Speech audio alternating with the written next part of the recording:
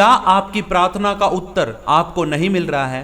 क्या आपको लगता है कि परमेश्वर ने आपको छोड़ दिया है? क्या आप भी प्रार्थना करके थक गए हैं या दूसरों से प्रार्थना करवा कर भी थक चुके हैं? क्या आपको लगता है कि परमेश्वर आपकी परीक्षा ले रहा है? क्या आपको भी लगता है कि कुछ भी सही नहीं हो रहा है इतनी प्रार्थना करने के बावजूद भी? दोस्तों, अगर आपके भी ये सवाल हैं तो इस वीडियो को पूरा देखना और अभी एक लाइक कर दो, बाद में भूल जाओगे। कमेंट में लिखो यीशु मसीह मेरा राजा है। चैनल को सब्सक्राइब करके घंटी के निशान को दबा दीजिए। आप बहुत आशीषित होने जा रहे हैं यीशु मसीह के नाम में। हालेलुया। दोस्तों, आजकल के नौजवान और बहुत से मसीही भाई बहन एक बात बार बार कहते हैं, हम तो रोज प्रार्थना करते हैं पर ऊपर से कोई जवाब ही नहीं आता है। ना जाने परमेश्वर सुनता भी है या नहीं, कहीं वो नाराज तो नहीं हो गया हमसे। जब आदमी दिन रात दिल से दुआ करे, आंसू बहाए और ऊपर से कुछ भी जवाब ना आए तो मन में शक उठने लगते हैं। ऐसा लगता है जैसे हम अकेले रह गए, जैसे परमेश्वर ने हमसे मुंह फेर लिया हो। दोस्तों, पर सवाल ये है, क्या सच में परमेश्वर चुप हो गया या फिर उसकी चुप्पी में भी कोई खास बात छिपी है? क्या वो हमें आजमा रहा है, तैयार कर रहा है या फिर कोई बड़ा काम करने वाला है? इस वीडियो में हम इसी बात का राज जानेंगे कि जब परमेश्वर कुछ नहीं बोलता तब असलियत में वो क्या कर रहा होता है। भाई और बहनों, हो सकता है कि उसकी चुप्पी में आपकी जीत छुपी हो, आपकी चंगाई छुपी हो, आपका छुटकारा छुपा हो, आपकी आशीष छुपी हो। आओ बाइबल से समझते हैं परमेश्वर की चुप्पी का मतलब क्या होता है। हालेलुया। मेरे प्रियो, मैं आपको 4 लोगों की जिंदगी के बारे में बताऊंगा। उन्होंने अपनी जिंदगी में परमेश्वर से वो आस रखी, वो प्रार्थनाएं करी, सब कुछ कर लिया, लेकिन परमेश्वर उनके जीवन में चुप रहा। और उनकी चुप्पी का कारण क्या था, और जब चुप रहा और उसके बाद जब परमेश्वर बोला तो फिर उनकी जिंदगी में क्या बदलाव आए। हालेलुया। पहला जो व्यक्ति है उसका नाम है आयूब। आयूब के जीवन से हम सीखने जा रहे हैं। जब आयूब सब कुछ खो बैठा था, परमेश्वर लंबे समय तक चुप रहा। मेरे प्रियो, आयूब एक धर्मी और परमेश्वर से डरने वाला व्यक्ति था। उसके पास बहुत धन था, परिवार और मान सम्मान था, लेकिन एक दिन शैतान ने परमेश्वर के सामने चुनौती दी कि अगर आयूब से सब कुछ छीन लिया जाए तो वो परमेश्वर को त्याग देगा। परमेश्वर ने अनुमति दी और आयूब का जीवन एकदम बदल गया। उसके बेटे बेटियां मर गए, उसकी संपत्ति लुट गई और फिर वो एक भयंकर बीमारी का शिकार हो गया। और उसकी पत्नी ने भी कहा, परमेश्वर को कोसना शुरू कर दे, परमेश्वर पर दोष लगा और मर जा।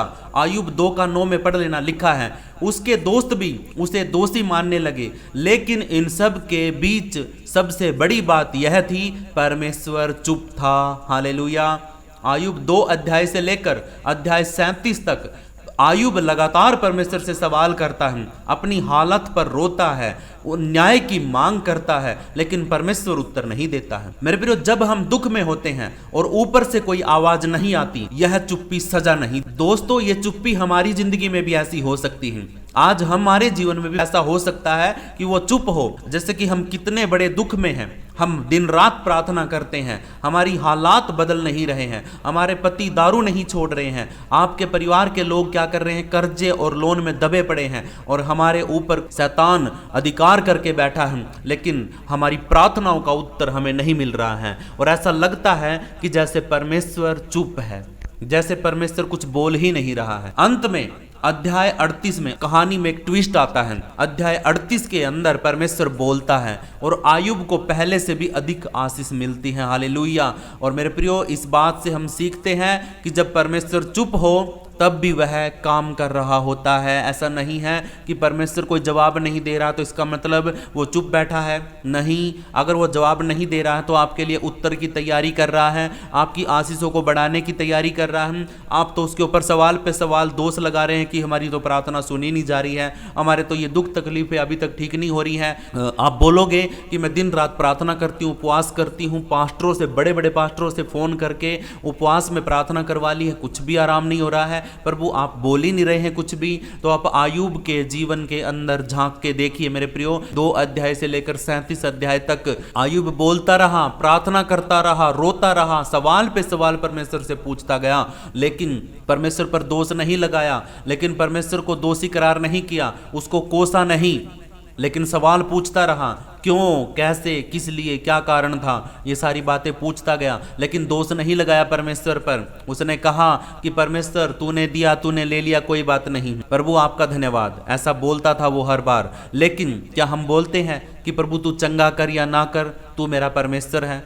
जिस दिन आप बीमारी के अंदर ये बात बोलना शुरू कर दोगे ना, तो मेरे प्रियो शैतान घबरा करके हड़बड़ाहट में आपके जीवन से भाग जाएगा। वो बीमारी भी रोती बिलखती तड़पती हुई, उसको पता चलेगा कि मुझे कोई भाव ही नहीं दे रहा है, मुझे कोई समझ ही नहीं रहा, मेरा नाम ही नहीं ले रहा कोई घर के अंदर। बीमारियां क्या करेगी वहां पे? बीमारी क्या करेगी? भाग जाएगी, निकल जाएगी उधर से। जिस घर में आप बीमारी का काम ही नहीं रहेगा। बीमारी का काम यही तो होता है कि आपके घर में नफरत फैलाए, आपके घर में खलबली मचा दे, आपके जीवन में सोच को उल्टा कर दे, आपके विचारों को बदल दे, आपको परमेश्वर का दोषी बना दे या परमेश्वर पे दोष लगाने वाला बना दे। बीमारी, दिक्कत, प्रॉब्लम, परेशानी, नुकसान, घाटे और मन में चिंता, टेंशन, प्रॉब्लम, परेशानी जितनी भी आपके जीवन में कुछ भी है, प्रभु तो कहता कि जब तुम नाना प्रकार की परीक्षाओं में पढ़ो तो तुम आनंदित और खुश होना, क्योंकि तुम्हारे लिए स्वर्ग में बड़ा प्रतिफल है।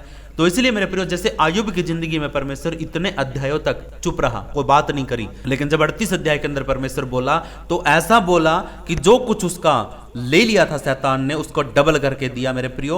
और एक सच्ची और अच्छी आशीष परमेश्वर ने दी, क्योंकि अंत तक धीरज धर के आयुब रखा था। हालेलुया। तो इसलिए मेरे प्रियो, आज आपको और मुझे भी इस आयुब की जिंदगी से सीखने की जरूरत है। हालेलुया। और दूसरे व्यक्ति के बारे में बताता हूं मेरे प्रियो, और दूसरा व्यक्ति है खुद प्रभु यीशु मसीह। यीशु का क्रूस पर चिल्लाना, हे मेरे परमेश्वर तूने मुझे क्यों छोड़ दिया। मत्ती अध्याय 27 का 46 वचन जब हम पढ़ते हैं तो उसमें लिखा है, मेरे प्रियो, यीशु मसीह जब क्रूस पर टंगे हुए थे, उन्होंने एक बहुत गहरा और दर्द से भरा हुआ वचन कहा था, हे मेरे परमेश्वर, हे मेरे परमेश्वर तूने मुझे क्यों छोड़ दिया, लमा लमा सबक्तनी। यह वचन केवल शारीरिक दर्द नहीं बल्कि आत्मिक पीड़ा को भी दिखाता है मेरे प्रियो। हालेलुया। इस समय यीशु हमारे पापों का बोझ अपने ऊपर लिए हुए थे।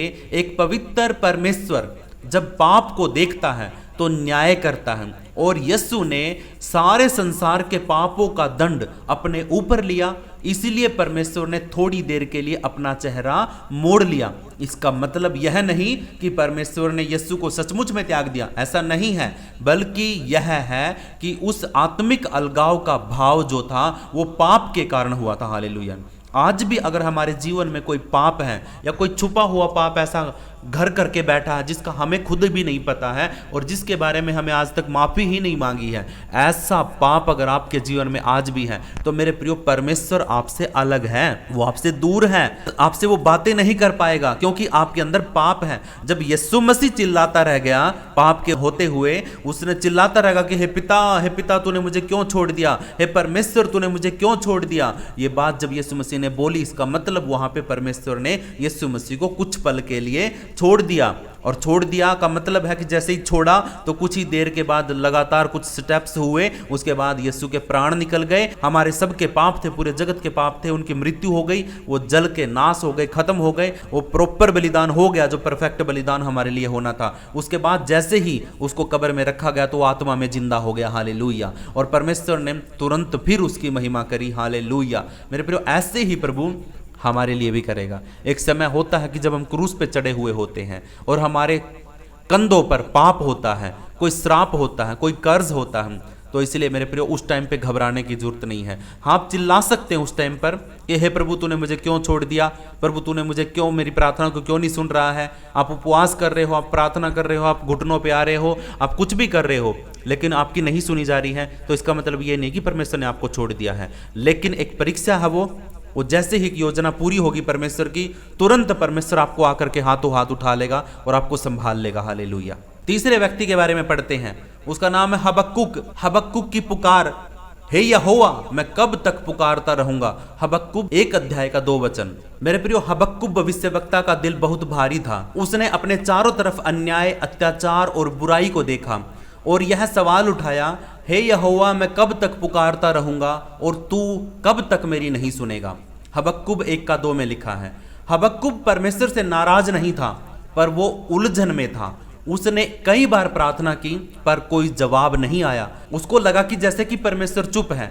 उसने पूछा, हे प्रभु तू क्यों खामोश है। परमेश्वर जब तेरे लोग दुखी हैं तो तू चुपचाप क्यों है। ये सवाल हबक्कुक के जीवन में था। हालेलुया। आज भी बहुत से विश्वासी इसी हालात से गुजरते हैं। जब हम प्रार्थना करते हैं पर कोई उत्तर नहीं आता है, तब हम भी यही सवाल करते हैं कि प्रभु कब तक परमेश्वर हमारी प्रार्थना को नहीं सुनेगा। वो समय कब आएगा पिता परमेश्वर जब तू हमारी प्रार्थना को सुनेगा? कब तक हे प्रभु, कब तक? अनिल कांत जी ने एक गीत भी गाया है, कब तक खुदा मेरे, कब तक खुदा मेरे, कब तक? ऐ खुदा मुझ पे अपना कहर ना दिखा, अब तो मुझ पे रहम कर कि मैं मर चला। ऐ खुदा मुझ पे अपना कहर ना दिखा, अब तो मुझ पे रहम कर कि मैं मर चला। मुझको दे दे सिफा। मेरे प्रियो, ऐसे प्रभु के दास ने गीत लिखा। मेरे प्रियो, प्रभु का बहुत बहुत धन्यवाद कि खुदावंद ने हमें ऐसे ऐसे लोग दिए हैं, ऐसे सिंगर दिए हैं जो प्रभु तेरे वचन की गहराई को परमेश्वर अपने गीतों के द्वारा वो गाते हैं। प्रभु आपका धन्यवाद। परमेश्वर, ये सवाल हमारे भी हो सकते हैं। मेरे प्रियो, इस पुस्तक की खास बात ये है कि हबक्कुब ने हार नहीं मानी। वो परमेश्वर से सवाल करता रहा और आखिर में उसे उत्तर भी मिला। उसने सीखा कि भले ही जवाब देर से आया हो, पर परमेश्वर की योजना सही और उत्तम होती है। हालेलुया। और इस बात से हबक्कुब की जिंदगी से हम क्या सीख सकते हैं? जब परमेश्वर चुप हो तब भी विश्वास बनाए रखो। उसकी चुप्पी में भी एक उद्देश्य है, धर्मी विश्वास से जीवित रहेगा। हालेलुया। हबक्कुब 2:4 में लिखा, धर्मी व्यक्ति विश्वास से जीवित रहेगा। हालेलुया। आप इस वक्त मरे हुए हो, आपको लगता है कि बीमारी ने मार दिया है, आपको लगता है कि शैतान ने जकड़ के मार दिया है, लेकिन अगर आपका विश्वास जीवित है तो आप भी जीवित हो। जब तक आपका विश्वास जिंदा है तब तक शैतान आपको मार नहीं सकता। हालेलुया। प्रभु का धन्यवाद। इस कहानी के लिए आप कमेंट में कामिल लिख सकते हैं। प्रभु आपको आशीष करे, ब्लेस करे। और चौथे व्यक्ति के बारे में बताता हूं। यूहन्ना 11 अध्याय के अंदर लाजर के बारे में हम सीखते हैं। लाजर मर गया था और यीशु जानबूझकर 2 दिन के बाद पहुंचा। मेरे प्रिय, यूहन्ना 11 अध्याय में एक बहुत ही गहरी बात है। मार्था और मरियम का भाई लाजर बीमार था।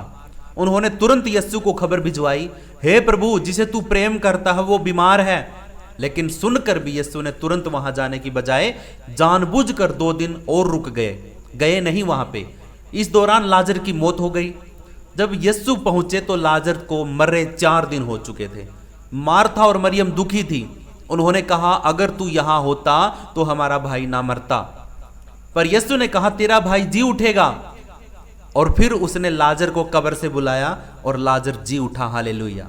यह कहानी हमें सिखाती है कि कभी कभी प्रभु जानबूझकर देरी करता है, क्योंकि वह सिर्फ बीमारी को नहीं बल्कि मृत्यु को भी हरा सकता है। हालेलुया। अगर वो पहले आ जाता तो सिर्फ एक बीमारी की चंगाई होती, लेकिन वो 2 दिन लेट इसीलिए आया कि मृत्यु के छुटकारा मिले। हालेलुया। कि मृत्यु से प्राणों की छुटकारा मिले। हालेलुया। हालेलुया। उसकी देरी हमारी हार नहीं होती, बल्कि बड़ी महिमा और गवाही का रास्ता होती है। मेरे प्रियो, जब परमेश्वर देरी करे तो समझिए मेरे प्रियो कि वो देर नहीं, तैयारी कर रहा है चमत्कार करने की। हालेलुया।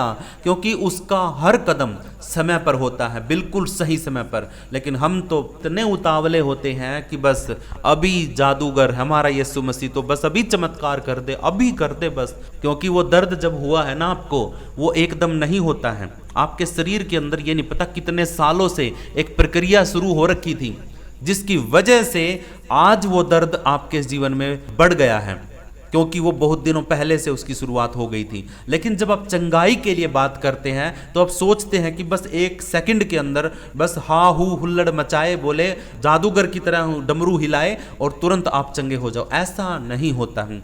जब आपकी बीमारी इतनी लंबी है, आपकी बीमारी को आने में इतना समय लगा है, आपको दर्द बढ़ने में जब इतना समय लगा है, तो मेरे प्रियो ठीक होने में भी एक प्रोसेस होता है। हालेलुया। लेकिन परमेश्वर चमत्कार वहां पे करता है जहां पर उसकी महिमा होनी होती है। हालेलुया।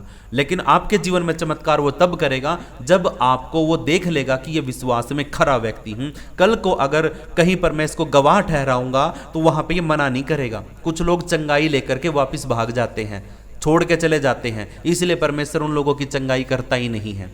हालेलुया।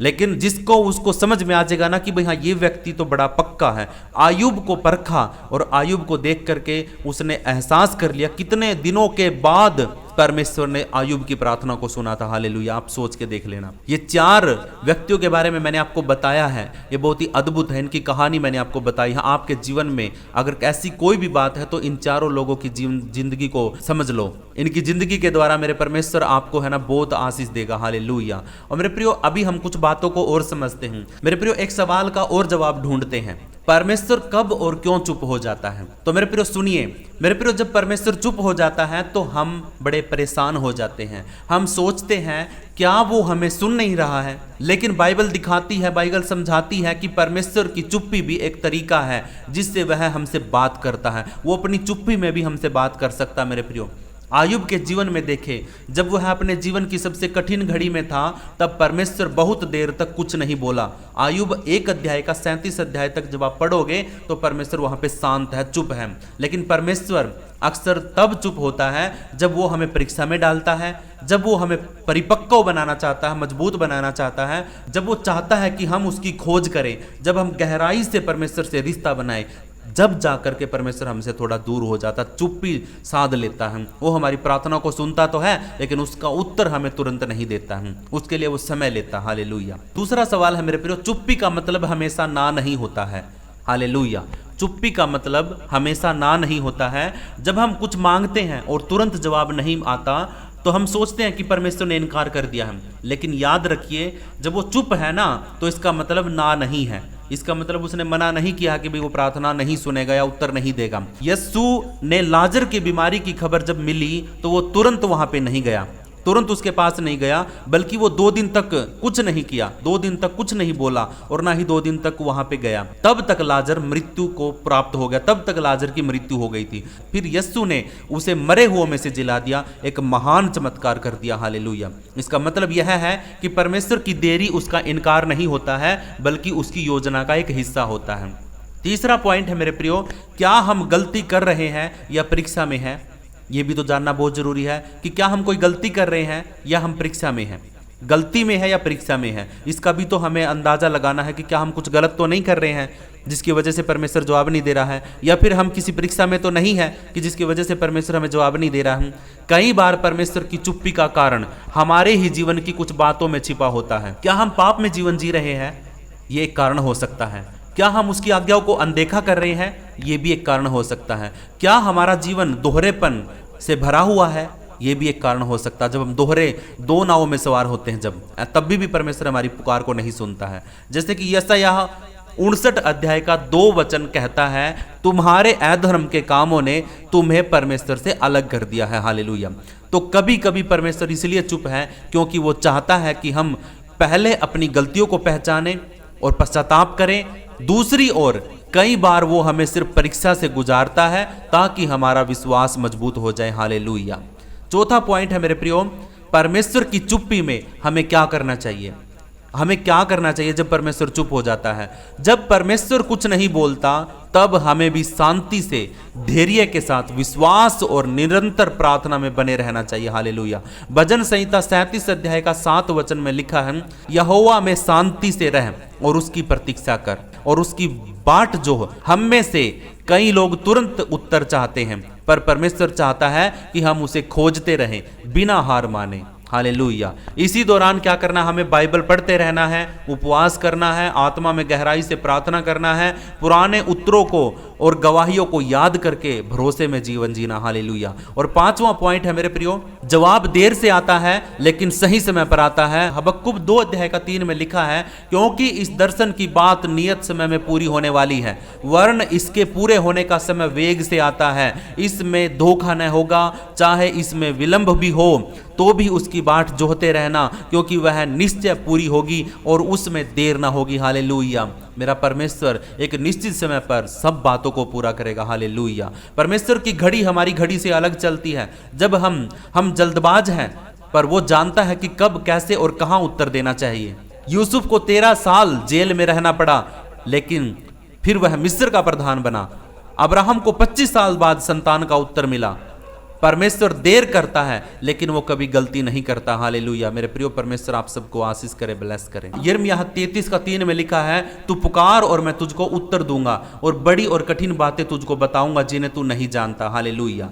यदि आपकी प्रार्थना का उत्तर अभी नहीं मिला, निराश मत होइए, विश्वास मत खोइए, प्रार्थना करना मत छोड़िए। हालेलुया, ये चीजें हमारे जीवन में होनी चाहिए। परमेश्वर चुप है, इसका मतलब यह नहीं कि वह काम नहीं कर रहा हूं, वह शायद आपकी जो उम्मीद है, जो आशा है, उससे भी बड़ा चमत्कार करने की तैयारी कर रहा हो। इब्रानियों 13:5 में लिखा, मैं तुझे ना तो कभी छोड़ूंगा और ना कभी तुझे त्यागूंगा।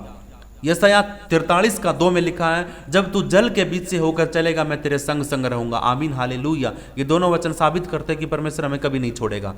परमेश्वर हमें छोड़ता नहीं है, बल्कि कई बार हमें आंतरिक रूप से अंदर से मजबूत करने के लिए चुप हो जाता है। जैसे परीक्षा के समय में एक टीचर होता है, जब वो टेस्ट लेता है बच्चों का, जब वो परीक्षा लेता है तो टीचर चुप हो जाता है और बच्चे भी चुप हो जाते हैं। लेकिन बच्चों के मन में सवाल होता है, वो सोचते हैं, वो पूछते हैं कि टीचर हमें कुछ बता दे, कोई साइड वाला हमें कुछ बता दे, कोई दूसरा हमें कुछ बता दे। लेकिन टीचर चुप हो जाता है, टीचर नहीं बताता हूं वो, क्योंकि वो अब टीचर का बताने का समय नहीं है, अब चुप रहने का समय है। क्योंकि बताने का समय पहले था, जब वो सिखा रहा था तब था बोलने का समय, लेकिन अब परीक्षा के समय में परमेश्वर का भी और उस टीचर का भी चुप रहने का समय है। वैसे परमेश्वर की चुप्पी भी हमें जीत दिलाने के लिए, हमें परीक्षा में पास होने के लिए होती है, त्यागने के लिए नहीं होती है मेरे प्रियो। हन्ना सालों तक बांझ रही, रोती रही और मंदिर में प्रार्थना करती रही। पहला शमूएल 1 को पढ़ लो जाकर के। लोगों ने सोचा वो पागल है, लेकिन परमेश्वर ने सुना और समय पूरा होने पर शमूएल को जन्म दे दिया। हालेलुया। आयुब, जिसने सब कुछ खो दिया, दोस्तों से भी चोट खाई और अंत में बस यही बोला, काश मैं जान पाता कि वह कहाँ है जिससे मैं मिल सकूं। आयुब 23:3 जाके पढ़ लो। और अंत में परमेश्वर ने उससे सीधे बात की और उसकी हालत पहले से भी अच्छी कर दी। हालेलुया। तो क्या करें जब थक जाएं? रुकिए नहीं, ठहर जाइए, प्रार्थना छोड़िए मत, थोड़ा थम जाइए, परमेश्वर की शांति में बैठ जाइए, परमेश्वर को मन की बात कहिए जैसे एक दोस्त से कहते हैं। गहराई से बोलिए, प्रभु मैं थक गया हूं लेकिन तुझसे दूर नहीं जाना चाहता। कभी कभी जवाब तुरंत नहीं होता है, लेकिन जब आता है तो सब कुछ बदल देता हूं। भजन संहिता 27:14 में लिखा है, प्रभु के लिए ठहरो, हियाव बांध और तेरा मन दृढ़ रहे, मजबूत रहे। हालेलुया। हो सकता है बीज बो चुके हो, अब सिर्फ फसल पकने का समय चल रहा हो। हालेलुया। जब हम किसान फसल बोता है, बीज बोता है, तो तुरंत पौधे नहीं उगते हैं। हालेलुया। जब बीज बोता है तो जब फसल उगती है, अंकुर फूटते हैं, धीरे धीरे करके बड़ी होती है, उसकी कटाई छटाई होती है, तब जाकर के फसल बनती है। ठीक है। क्या आपको लगता है कि परमेश्वर आपकी परीक्षा ले रहा है? अगर आपके जीवन में अचानक कठिनाइयां बढ़ गई हैं, प्रार्थनाओं के जवाब देर से आ रहे हैं, लोग आपका साथ छोड़ रहे हैं, आपके जीवन में सूखापन महसूस हो रहा है, तो हो सकता है कि परमेश्वर सच में आपकी परीक्षा ले रहा हूं। व्यवस्था विवरण 8:2 में लिखा है, यहोवा तेरे परमेश्वर ने इन 40 वर्षों में जंगल के मार्ग में तुझे इसलिए चलाया कि तुझे नम्र करे और तेरी परीक्षा ले, कि तू यह जान ले कि तू अपने मन में क्या रखता है और उसकी आज्ञाओं का पालन करेगा या नहीं करेगा। हालेलुया। परीक्षा का मकसद आपको गिराना नहीं है, बल्कि तैयार करना है। परमेश्वर आपको नई ऊंचाई पर ले जाने से पहले देखना चाहता है कि आप भरोसे के लायक हैं या नहीं है। हालेलुया। याद रखिए मेरे प्रिय, परीक्षा में परमेश्वर चुप होता है, जैसे स्कूल के अंदर परीक्षा में टीचर चुप होता है। परमेश्वर परीक्षा लेता है लेकिन फेल नहीं करता है। धन्य हुआ मनुष्य जो परीक्षा में स्थिर बना रहता है, क्योंकि परीक्षा के निकल जाने पर वह जीवन का मुकुट पाएगा। याकूब 1:12 पढ़ लीजिए। प्रभु आप सबको आशीष करे, ब्लेस करे। मैं विश्वास करता हूं कि प्रभु ने आपको इन वचनों के द्वारा छुआ है और आज आप जिस भी सिचुएशन में हो, आप हार नहीं मानोगे। आपको उत्तर नहीं मिल रहा है तो भी आप घबराओगे नहीं, आपकी प्रार्थना नहीं सुनी जा रही है तो भी आप घबराओगे नहीं, बल्कि तुम विश्वास के साथ, हिम्मत के साथ खड़े हो जाओगे और बोलोगे कि प्रभु मुझे यकीन हो गया है कि तू चुप है, तो इसका मतलब कुछ बड़ा आशीष देने जा रहा है। तू अभी तक मेरी प्रार्थना नहीं सुन रहा, इसका मतलब उत्तर बहुत बड़ा आने वाला है। इसका मतलब है कि एक समय में तू मेरे जीवन में अद्भुत कामों को करने जा रहा हूं। मेरे परमेश्वर, मैं विश्वास करता हूं कि हम सब मिल करके तेरी महिमा कर रहे हैं और मुझे यकीन है कि ये छोटी छोटी उपलब्धियां जो हम अपने जीवन में देख रहे हैं, या फिर छोटे छोटे जो रुकावटें, गिरावटें हम देख रहे हैं, ये हमारे लिए रुकावट नहीं है। ये हमारा गिरने का, हमारा मृत्यु, हमारा अंत नहीं है। ये उठकर खड़ा होकर के, मतलब हिम्मत के साथ बढ़ने का समय है। मुझे यकीन है कि मेरा परमेश्वर आपको भी, मुझे भी एक दिन ऊंचाई पर खड़ा करेगा, उकाब के समान उड़ाएगा और इतना ऊंचाई पर लेके जाएगा कि जहां पर जहां पर कोई दूसरा पक्षी उड़ता ही नहीं है। उकाब बादलों के ऊपर का राजा है, हालेलुया। तो हम भी ऐसी जगह पर परमेश्वर के राज्य में उड़ेंगे जहां पर दुनिया के बहुत से लोग वहां पे नहीं होंगे। तो मेरे प्रिय प्रभु हम सबको आशीष करे, ब्लेस करे, प्रभु का आत्मा हमारी अगुवाई करे। आज हम इस वचन के द्वारा और इस वीडियो के द्वारा परमेश्वर अपने जीवन में हिम्मत और ताकत और बल लेके आए, ताकि मेरा परमेश्वर हमारी जरूरतों को, हमारी इच्छाओं को परमेश्वर बड़ा करके, बढ़ोतरी करके हमें दे सके। इसके लिए आयुब की तरह बनना पड़ेगा, इसके लिए हमें यस्सु की तरह पुकारना पड़ेगा, इसके लिए हबक्कुब की तरह हमें परमेश्वर को पुकारना पड़ेगा, इसीलिए हमें लाजर की तरह, और जो उसकी बहनों ने किया, जो परमेश्वर यहोवा यस्सु ने किया, तो वो सब कुछ हमें अपने जीवन में लागू करना पड़ेगा। परमेश्वर के सामने हमने अपने आप को नम्र और दीन करके उसकी योजना पर, उसके वादों पर, उसकी बातों पर विश्वास करना पड़ेगा। तो प्रभु हम सबको आशीष करे, ब्लेस करे। मैं यकीन करता हूं कि प्रभु ने आपको छुआ है। यीशु मसीह के नाम से प्रार्थना को मांग लेते हैं। परमेश्वर हम सबको आशीष करे, ब्लेस करे। सभी को शालोम, सभी को जय मसीह की। हालेलुया।